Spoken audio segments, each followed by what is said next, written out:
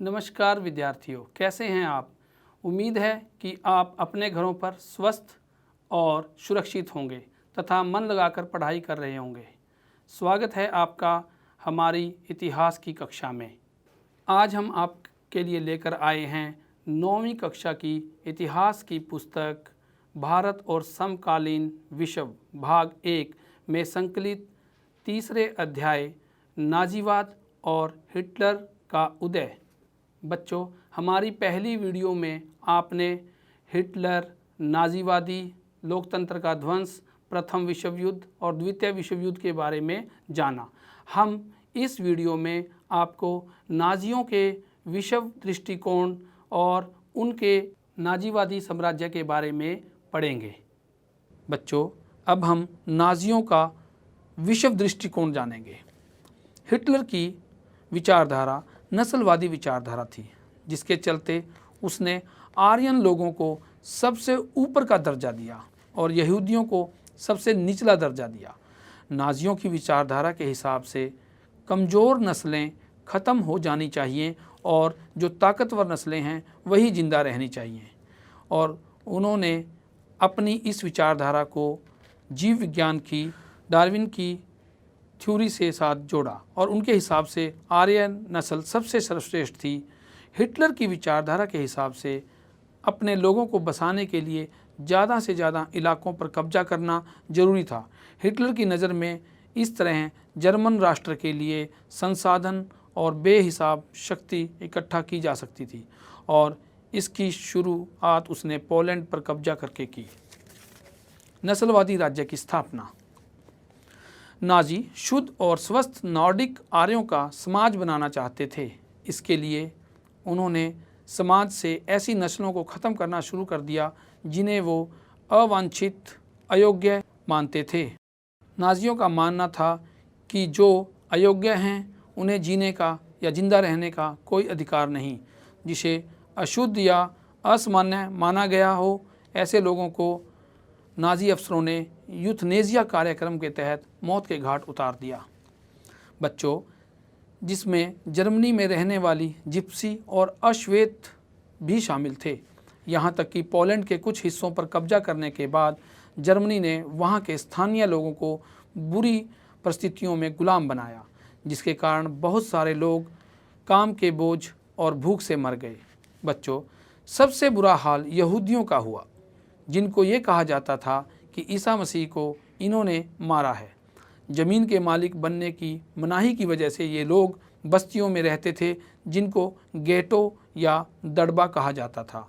ईसाई या तो उन्हें ईसाई धर्म अपनाने के लिए कहते थे या फिर उन्हें उनकी बस्तियों से खदेड़ दिया जाता था। लेकिन हिटलर यहूदियों को पूरी तरह से ख़त्म कर देना चाहता था। 1933 से लेकर 38 तक नाजियों ने यहूदियों को तरह तरह से यातनाएं दी, जिसकी वजह से यहूदी देश छोड़कर जाने लगे। 1939 से 45 के दौर में यहूदियों को पोलैंड में बनाए गए गैस चैम्बर में मारने की योजना बनाई गई थी। बच्चों, आओ चर्चा करें नस्ली कल्पना लोग। पोलैंड को पराजित करने के बाद नाजियों ने उत्तर पश्चिम पोलैंड का ज़्यादातर हिस्सा जर्मनी में मिला लिया। पोलैंड के लोगों को सब छोड़कर भागने के लिए मजबूर कर दिया ताकि वहां पर जर्मनी के लोगों को बसाया जा सके। पोलैंड वासियों और तमाम अवांछित तत्वों को जर्नल गवर्नमेंट नामक जगह पर रखा जाता था। पोलैंड के समाज को भौतिक और आध्यात्मिक स्तर पर गुलाम बनाने के लिए पोलैंड के बुद्धिजीवियों को बड़े पैमाने पर मार दिया गया। यहाँ तक कि आर्य जैसे लगने वाले पोलैंड के बच्चों को उनके माँ बाप से छीनकर विशेषज्ञों के पास निरीक्षण के लिए भेज दिया जाता था। अगर वो आर्य होते तो उनको जर्मन जैसा अधिकार मिलता था, नहीं तो मरने के लिए अनाथ आश्रम भेज दिया जाता था। यहूदियों को गेटो या जर्नल गवर्नमेंट के गैस चैम्बरों में इकट्ठा करके मार दिया जाता था। यह मौत का सिलसिला चरणबद्ध तरीके से बहुत ही सोची समझी रणनीति के तहत किया गया। आओ इसका चरणबद्ध अध्ययन करें। पहला चरण बहिष्कार, जो कि सितंबर 1934 के न्यूरेमबर्ग अधिकार के तहत सिर्फ जर्मन वासियों को ही नागरिक अधिकार मिलेगा। यहूदी और जर्मन आपस में विवाह नहीं कर सकते थे और ना ही कोई संबंध रख सकते थे। यहूदी अपना राष्ट्र झंडा नहीं फहरा सकते थे। यहूदियों को सरकारी नौकरियों से निकाला जाने लगा और उनके घरों पर हमला कर सारी संपत्ति लूट ली गई। यहूदियों के प्रार्थना घर भी जला दिए गए और उन्हें गिरफ्तार किया गया। इस घटना को नाइट ऑफ ब्रोकन ग्लास के नाम से इतिहास में याद किया जाता है। दूसरा चरण, दड़बाबंदी। तुम्हें साथ रहने का हक नहीं है। सन 1942 में यहूदियों को अपनी संपत्ति छोड़कर पिछड़े इलाकों में जाने के लिए कहा गया और उनके हर दस्तावेज और अपने आप पर एक पीले रंग का सितारा लगाने के लिए कहा गया। इस दर्दनाक हरकतों ने कई यहूदियों को भूख और गंदगी से मरने पर मजबूर कर दिया था। तीसरा चरण, तुम्हें जीने का हक नहीं है। बच्चों, यह सर्वनाश से संबंधित है। पोलैंड और पूर्वी इलाकों से लोगों को मालगाड़ी में भरकर मौत के घाट उतारने के लिए लाया जाने लगा। मरने के लिए गैस चैम्बर तैयार किए गए और आधुनिक और वैज्ञानिक तरीकों का प्रयोग भी किया जाने लगा। अब हम जानेंगे कि नाज़ी जर्मनी में युवाओं की क्या स्थिति थी।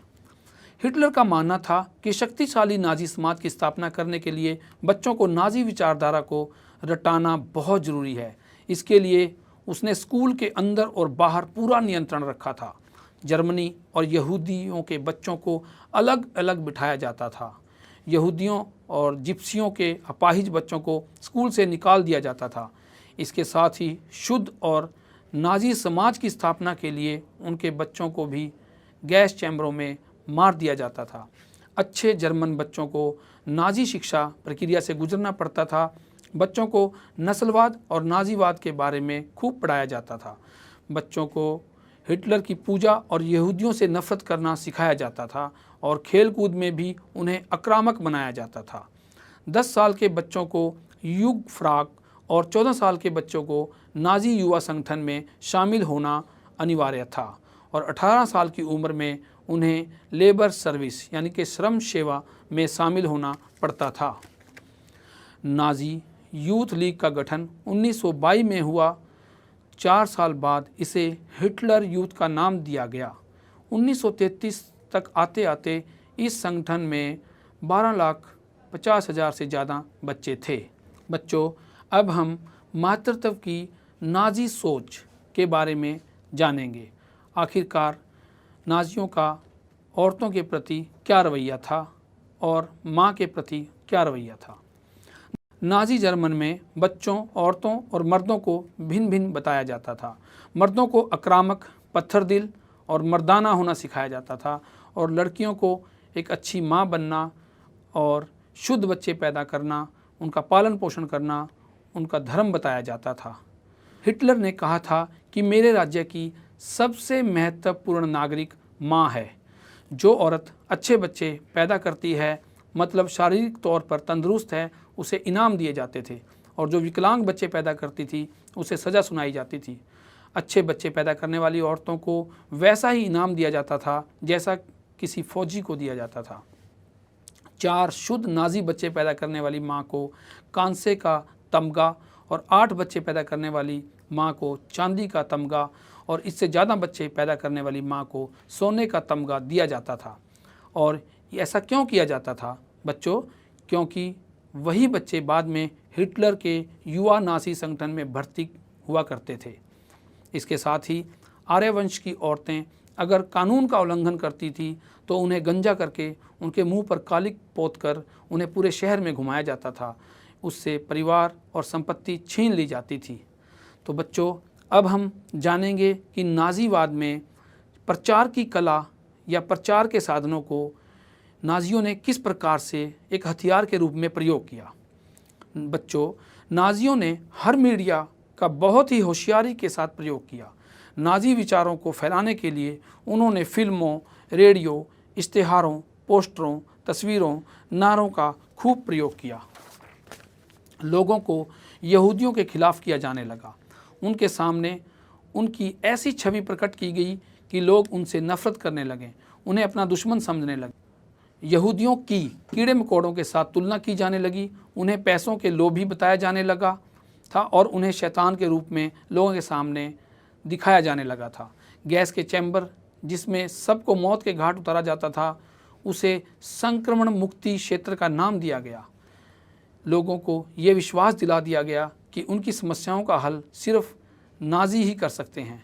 बच्चों, ये कुछ चित्र हैं जो आप देख सकते हैं। ये नाजीवाद के समय पर पोस्टर बनाए गए थे। इसमें जर्मन किसानों को हिटलर और अमेरिका और यहूदियों को बुरा बताया गया है और इसमें यह कहा गया है कि अगर आपको इनसे कोई बचा सकता है तो वो सिर्फ राष्ट्र समाजवाद और इन्हें राष्ट्र समाजवाद पर भरोसा रखना चाहिए। ये चित्र देखिए किस प्रकार से इसमें हिटलर को मजदूर के रूप में हथौड़ा लिए दिखाया गया है। आगे बच्चों कुछ तिथियां हैं जो आपको याद रखनी है। वैसे आपको अध्याय समझते हुए सब अपने आप ही याद रहेगा।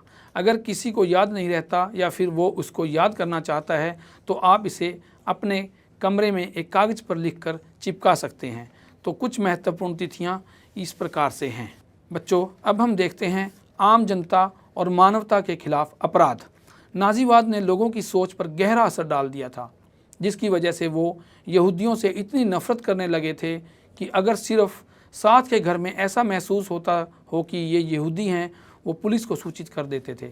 लोगों को बस यही लगता था कि सिर्फ नाजीवादी ही देश का भविष्य बदल सकते हैं, इसीलिए वो उनके भड़कीले भाषणों में आने लगे और यहूदियों से नफरत करने लगे।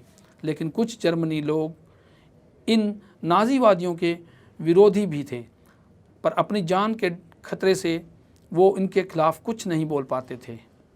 वो इस कार्यक्रम को स्वीकार भी नहीं करना चाहते थे। पादरी निम्यूलर ने नाजियों का खूब विरोध किया और पाया कि लोग उनके जुर्मों की वजह से विरोधी नहीं हो पा रहे हैं। बच्चों, गेस्तापो ने बड़ा ही अच्छा लिखा है। पहले वो कम्युनिस्टों को ढूंढते आए, मैं कम्युनिस्ट नहीं था इसलिए मैंने कुछ नहीं कहा। फिर वो सोशल डेमोक्रेट्स को ढूंढते आए, मैं सोशल डेमोक्रेट नहीं था इसलिए चुप रहा। इसके बाद वे ट्रेड यूनियन वालों को ढूंढते आए, पर मैं ट्रेड यूनियन में नहीं था। और फिर वे यहूदियों को ढूंढते आए, लेकिन मैं यहूदी नहीं था इसलिए मैंने कुछ नहीं किया।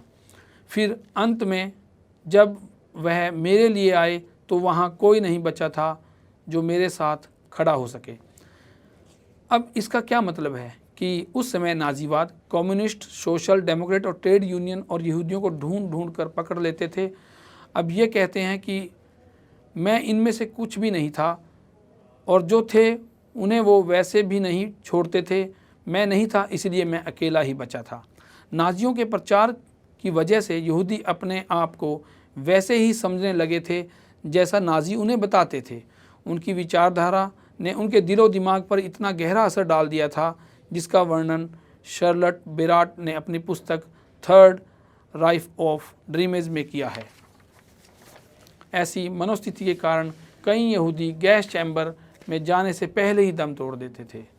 आओ बच्चों, अब हम बात करें महाध्वंस होलोकास्ट के बारे में।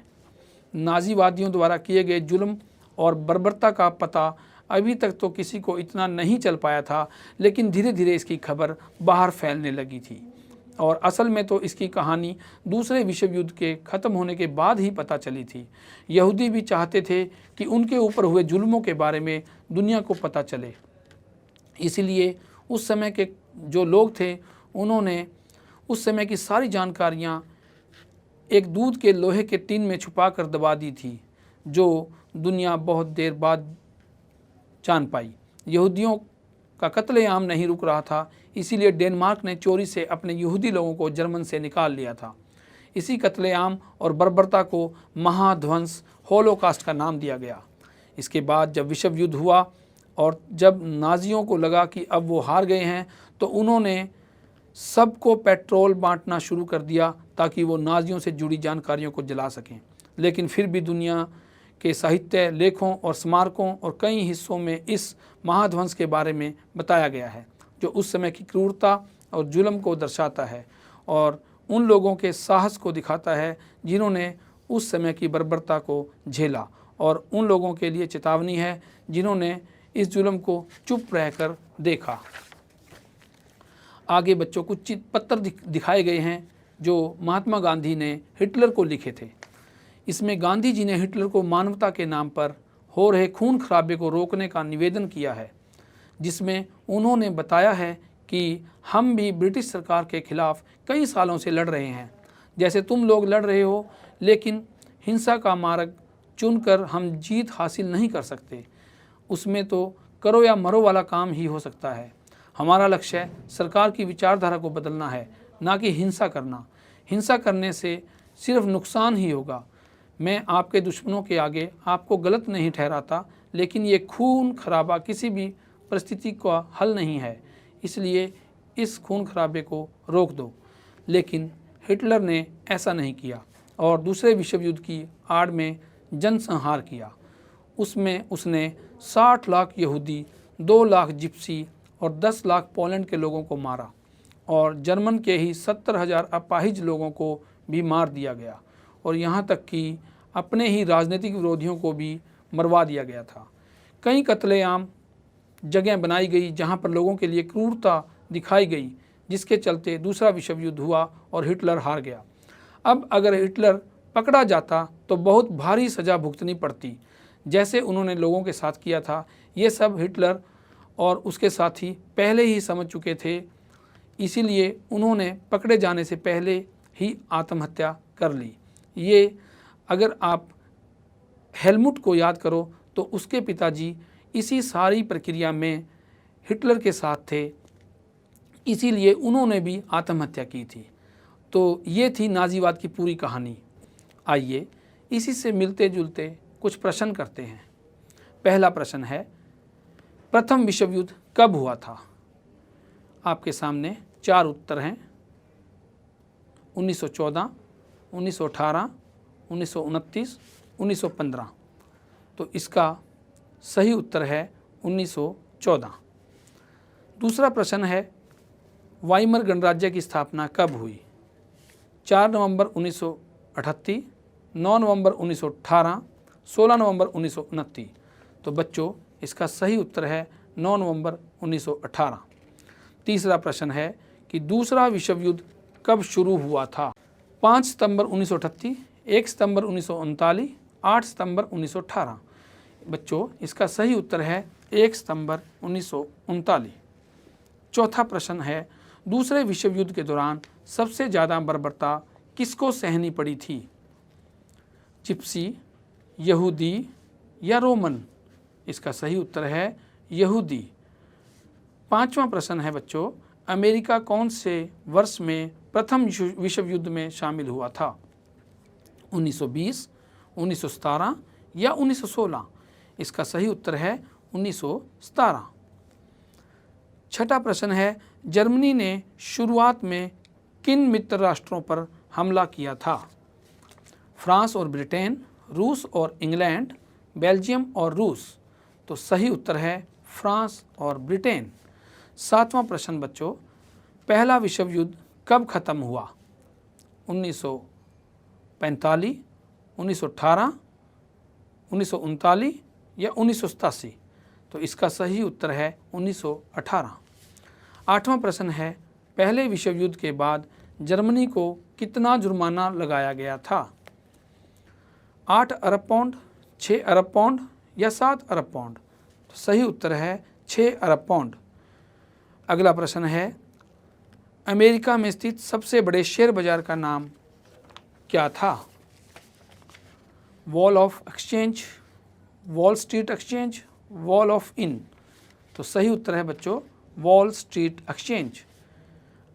अगला प्रश्न है, किसके कहने पर हिटलर ने 1933 में चांसलर का पदभार संभाला था? राष्ट्रपति हिंडनबर्ग, राष्ट्रपति नर्डिक या राष्ट्रपति फ्रैंकलिन? तो सही उत्तर है राष्ट्रपति हिंडनबर्ग। अगला प्रश्न है बच्चों, किस देश की वजह से जर्मनी पहला विश्व युद्ध हार गया था? भारत, रूस या अमेरिका? तो इसका सही उत्तर है अमेरिका। तो अगला प्रश्न है बच्चों कि हिटलर की मौत कब हुई थी? 30 अप्रैल 1945, 5 सितंबर 1938, 4 नवंबर 1938? तो इसका सही उत्तर है बच्चों 30 अप्रैल 1945। आओ बच्चों अब अगले प्रश्नों के उत्तर हम सही या गलत लिखकर बताएं। पहला प्रश्न है, हिटलर को रोकने के बाद भी उसने हिंसा का रास्ता चुना। तो इसका उत्तर है सही। अगला प्रश्न है, हिटलर पूरे यूरोप पर कब्जा करना चाहता था। तो ये इसका उत्तर भी है सही। सन 1918 में वर्ण राज्य संगठन की स्थापना हुई। बच्चों, सन 1918 में वाइमर गणराज्य की स्थापना हुई थी। तो इसका उत्तर है सही। अगला प्रश्न है, पहले विश्व युद्ध की शुरुआत जर्मनी और अमेरिका की लड़ाई से हुई थी। बच्चों, इसका उत्तर है गलत। पहले विश्व युद्ध की शुरुआत फ्रांस और जर्मनी की लड़ाई से हुई थी। 1919 में हिटलर जर्मन वर्कर्स पार्टी नामक छोटे से समूह के सदस्य बन गए थे। इसका उत्तर है सही। अगला प्रश्न है बच्चों, यहूदियों को ख़त्म करने के लिए उनको गैस चैम्बर में डाल दिया जाता था। इसका उत्तर भी है सही।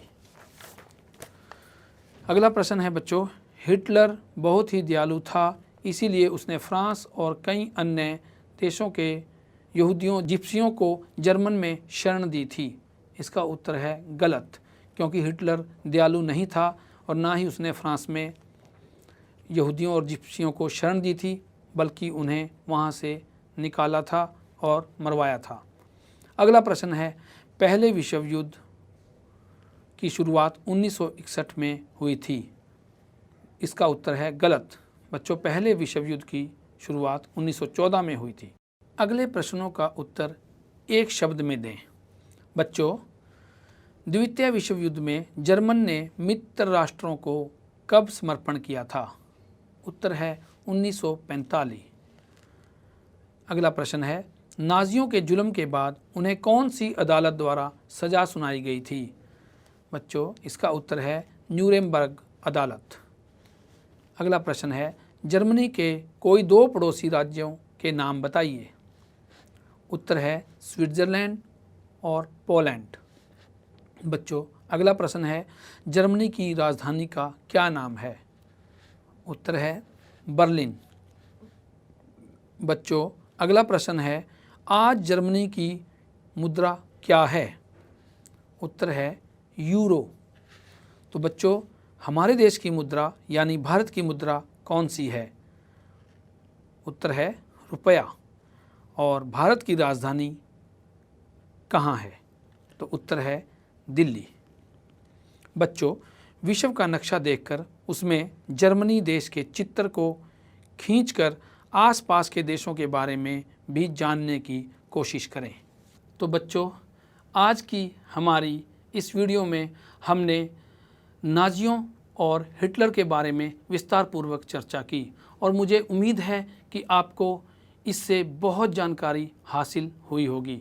बच्चों, आपने जाना कि किस प्रकार से हिटलर ने एक क्रूर नाजीवादी विचारधारा के चलते गैर आर्यन लोगों पर अत्याचार और जुल्म किए, परंतु बाद में हिटलर का भी अंजाम बुरा ही हुआ। तो बच्चों, इतिहास हमें सिखाता है कि जो ये घटनाएं घटी हैं किसी व्यक्ति विशेष की वजह से, तो उनका परिणाम भी उसी प्रकार से हुआ है। बच्चों, उम्मीद करता हूँ कि आपको इस वीडियो से बहुत जानकारी हासिल होगी। इस वीडियो को शुरू से अंत तक देखने के लिए आपका धन्यवाद।